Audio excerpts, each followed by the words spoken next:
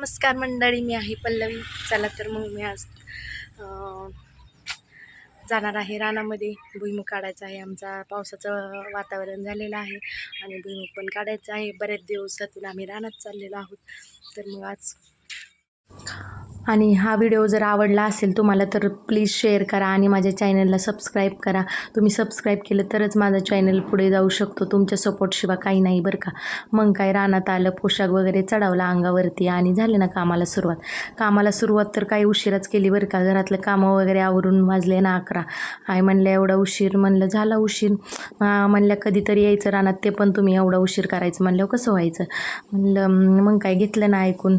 मग बघा हे आमचं शेत कसं काय घराच्या पाठीमागे किती छान व्ह्यू दिसत आहे पहा बरं. आणि शेंगा काढायला पण म्हणजे छान वाटत होतं बरं का सकाळी, पण नंतर इतकं ऊन लागत होतं ना, खूप त्रास होत होता. त्यात बघा आम्हाला ऊन लागतंय तर काय, आम्हाला घरी बसावंसं वाटतंय आणि ह्या आद्विकला रानात यावंसं वाटतंय. असंच असतं, आमचं पण असंच होतं. मम्मी रानात जायची, आम्हाला जावंसं वाटायचं ना. आता आम्हाला रानात जावं लागतंय तर नको नाही जावंसं वाटत. कारण पण तसंच आहे. तसं पण आम्ही काही दररोज रानात येत नाही बरं का, कधीतरीच येतोय. ते पण कधी अडचण असेल तरच रानात येतोय. मग काय आता भुईमुग आपला थोडाच होता. मग काय एकच आमच्या शेजारच्या आईंच्या मैत्रीण होत्या आणि मग आम्ही दोघी पण आलो. बघा आम्हाला लावलं होतं उपटाय आणि त्या झोडत होते. म्हणल्या तुम्हाला काय येणार नाही झोडायला, तुम्ही आपलं सोपं काम करा. आम्ही उपटून ठेवत होतो आणि त्या उचलून नेत होत्या. आम्ही काय फक्त एकच काम करत होतो, उपटायचं. इतकं ऊन झालं ना, इतका त्रास व्हायला लागला. मग काय आबांना म्हणलं आबा एक आईस्क्रीम आणा आम्हाला. मग काय आणली ना आईस्क्रीम. बाबा म्हणले तुम्ही कामं करताय मग तुम्हाला तर आणायलाच पाहिजे. मग घेतली आईस्क्रीम आणि मस्त अशी बसून छान खाल्ली. पण आम्हाला घरी जावंसं वाटते ना आणि ह्या चिल्लर पार्टीला रानात यावंसं वाटते. मग काही दोन्ही गाड्या वगैरे घेऊन खेळण्यासाठी आले रानात आणि ह्यांचं बघा जोडायचं काम चालूच होतं.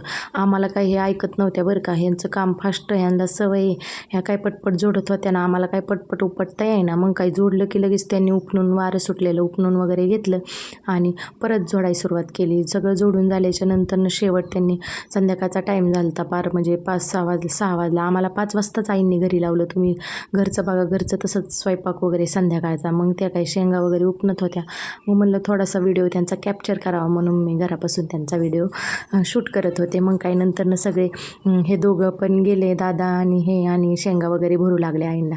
मग रात्र गेली आणि दुसऱ्या दिवशीचा दिवस उजाडला. कारण का आमचा भुईमूग अर्धा काढायचा राहिलेला होता. मग म्हणलं चला दुटी चालू करूया. त्या दिवशी पटपट आवरला आणि रानात गेलो. रानात पण काही ऊन लागत होतं, त्यामुळे सावलीलाच बसावंसं वाटत होतं. मग सुरुवातीला झाडापाशीच बसून काम चालू केलं आणि नंतर मग ऊन तर लागायच लागलं. पण काय विलाज नाही, थोडंच राहिलेलं दुपारपर्यंत तर होईल जाईल. आणि बघा या आईने हावरी का लावले, एवढूसा दाणा लावला त्याला, किती मोठं झाड झाले आणि किती छान हावरी दिसत आहे. भुईमुगाच्या शेंगाचं फूल बघा. आणि आपण शेंगदाणा म्हणतो ना, शेंगदाणे खातो, तर हे शेंगदाण्याचं झाड आहे बरं का, त्यालाच भुईमुग म्हणतात.